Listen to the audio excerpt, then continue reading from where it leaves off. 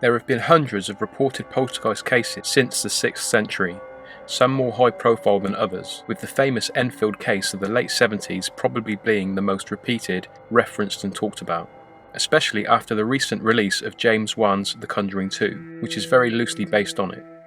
This case has been covered many times before, so I won't go over old ground.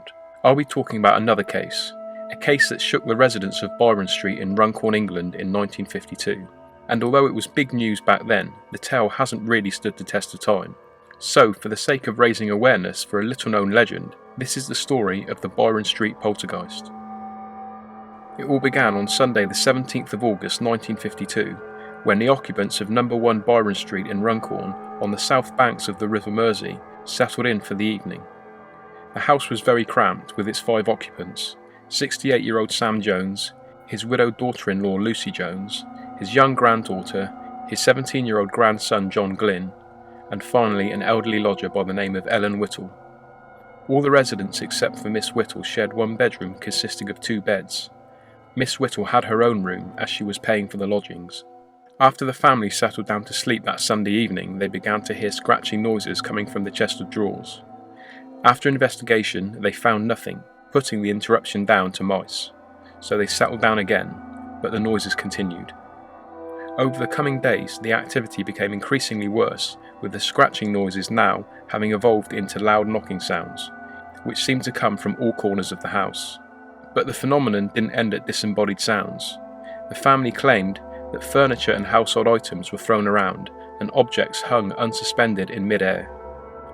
Now convinced that a ghost was at work, the head of the household, Sam Jones, called in the police, who then also experienced the poltergeist activity firsthand after it threw them from the chest of drawers that they sat upon at the foot of the staircase. Ultimately, there was nothing they could do. Bewildered from their experience, the police left the house. In a desperate attempt to put an end to this apparent haunting, they called in a medium by the name of Philip France of the Runcorn National Spiritualist Church. It was agreed he would hold a one-man seance in the bedroom. According to him, objects were thrown around the room during his attempt at ridding the house of evil spirits. He then returned to the family, claiming that his job had been done. Even though the Byron Street family insisted they didn't want any media attention at the time, a report was written up in the Witness Weekly News on August the 29th, treating the case as an odd occurrence that had now been resolved. And for a while at least, it seemed that it had. But 3 weeks later, the poltergeist returned. By now, the press had named the poltergeist the Runcorn Thing, and again the activity was mostly concentrated in the small family bedroom. The chest of drawers rocked from side to side, and the drawers shot out across the room, which seems to be a common trait of poltergeist cases. Up to 100 people were said to have congregated outside the house one particular night, all eager to catch a glimpse of the spook, which they nicknamed Duker, which presumably was a cross between the words spook and joker, suggesting most believed the case to be faked. Despite the family's previous plea for privacy, Sam Jones, eager to be believed, began inviting people into the home to witness the events, and according to claims, some onlookers did see the poltergeist in action. The most notable person to witness them was Reverend W.H. Stevens, a minister in the nearby town of Widnes. He was also a member of the respected Society of Physical Research, and he visited the property on Monday the 22nd of September. He was well known as a skeptic. That is, until he set foot in the Byron Street house. On this particular night, young John Glynn had invited a friend, John Berry, to stay with his family, as his younger sister had now moved away temporarily until the case was resolved. Reverend Stevens performed a very public investigation that night. I say public because the people who had gathered outside were beginning to form a queue from the street into the house and up the stairs, with some managing to peer into the bedroom to witness the phenomenon for themselves. Whilst the boys lay in their beds, Stevens turned out the lights and was met with the familiar scratching sounds coming from the chest of drawers. Again the drawers left their tracks and shot outwards. Then it began to shift from side to side. With this, Stevens turned on the lights. The chest of drawers was now completely still, but it had moved a few feet away from the wall, and the boys remained completely still in their beds. The rocking of the dressing table became so severe that at one point plaster began to fall from the ceilings in the room below. Soon after that, an alarm clock flew through the air and smashed onto the ground. A dictionary struck the minister on the head, and a heavy box turned over, all apparently of their own free will. If that wasn't enough, the two boys were then lifted from their beds and thrown to the floor. The news of the Runcorn thing had now spread further afield, and the family received a letter from Germany with instructions on how to rid the evil spirits once and for all. But the letter was opened in transit from Germany, and a page of the instructions was missing. There seemed to be a pattern emerging at 1 Byron Street. Most of the activity to date, or at least the activity witnessed by the people outside of the family, were at night, when it was too dark to make a definite decision on what was causing it. That is until a local businessman saw for himself, in the light of a bright lamp, the dresser slamming itself against the wall violently, along with a cardboard box which was said to be suspended in mid-air over the bed. Curiously, orb-like specks of light were sometimes seen in the dimness of the rooms when the strange activity took place.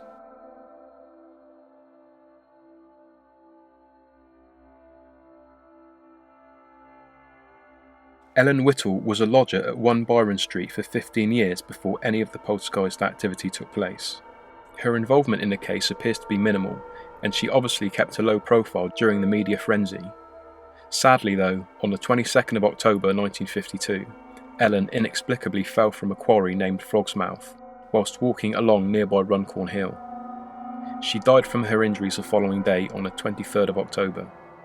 No connection was made between her death and the ghostly goings-on in her home, but if you have read any books on the subject, it is quite common for spirits to attach themselves to people and follow them out of their homes. If this was the case with Ellen, then maybe there was a connection. Did the spirits in her home follow her that day to the quarry, or did the sheer fear and dread of her 2-month ordeal prove too much, leading to Ellen taking her own life?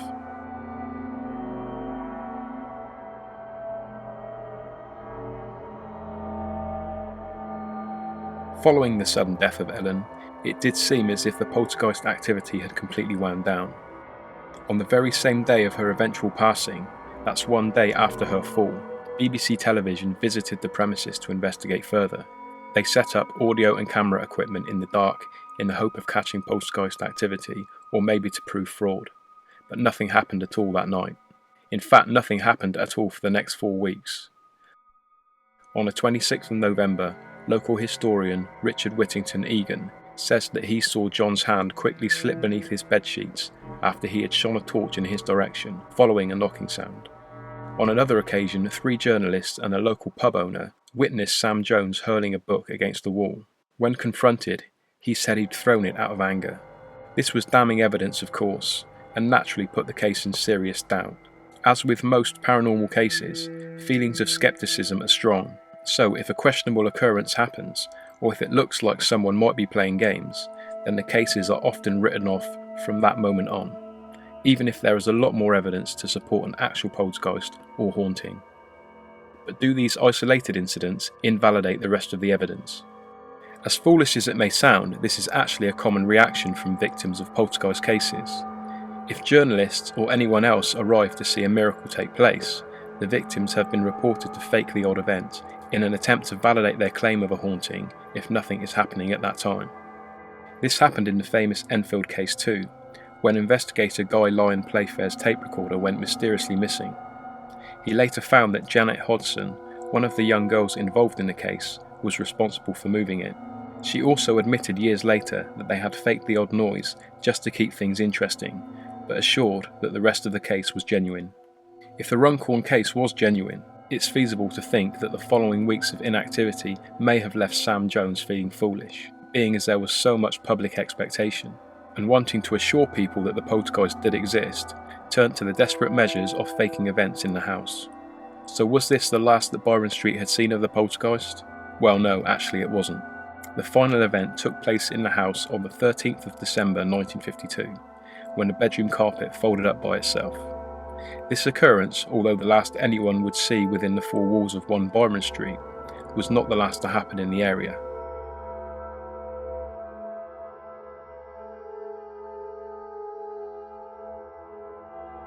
Amazingly, it turns out that there was a parallel case taking place during the height of the activity at Byron Street, at nearby Poole Farm on Heath Road.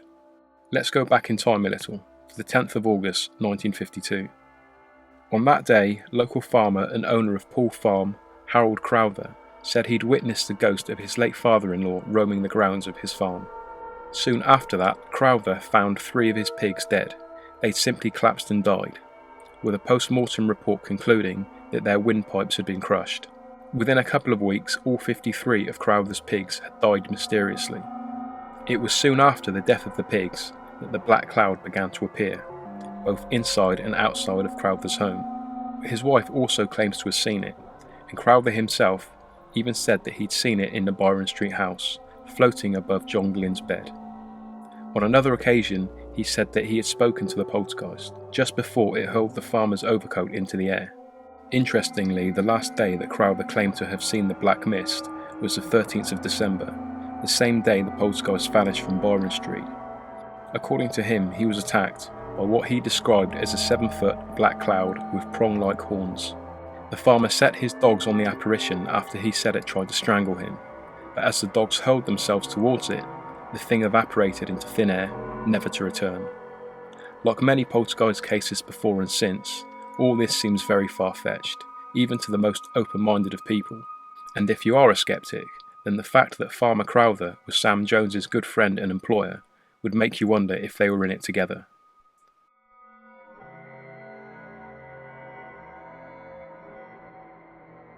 So what did cause a poltergeist to descend upon the occupants of Byron Street? Well, it's common for poltergeists to feed off the vulnerabilities of the youngest of the group. In this instance, it would have been 17-year-old John, who was soon to be joining the army, which he was known to be anxious about. Also, the house was very cramped, with little room for him to go about his daily routine, and the fact that he was forced to share a bed with his grandfather may have added to his frustrations. It's believed that a high state of emotion, especially from a young adult, is perfect sustenance for a poltergeist, a life force for the spirit, if you like. Again, there are parallels here with the Enfield case, in which the theory was that the spirit fed off the highly strung, excitable personality of the young girls in the house, as well as their darker emotions following the divorce of their parents and the departure of their father. This theory also holds up if you consider that over time at the Byron Street house, space was freed up. John's young sister was moved away to live with family, his grandfather began to sleep downstairs, and finally Ellen Whittle had passed away. All this would have made the living conditions far more bearable, and may have had a positive effect on John's mental state, not to mention the introduction of his good friend John Berry, who stayed there for some time after his sister had left. So maybe this was the reason for the poltergeist's departure. Maybe the emotional torment John experienced in the early days was enough to attract the spirit in the first place, and the moment John's quality of life improved, and he became more content, the poltergeist moved on, unable to sustain itself. Or maybe it was Crowther who had brought the spirit into the house of his employee Sam, as he was known to visit quite frequently. The coinciding events at Poole Farm and Byron Street would help make a strong case for this theory. Or was it, as mentioned before, the late Miss Whittle, who played host to the ghostly goings-on? Her sudden death and the equally sudden fall in activity within the house is hard to disregard as coincidence. Or maybe it was just one big hoax. Maybe Sam Jones and Howard Crowther did work together to fabricate the whole thing. What do you think?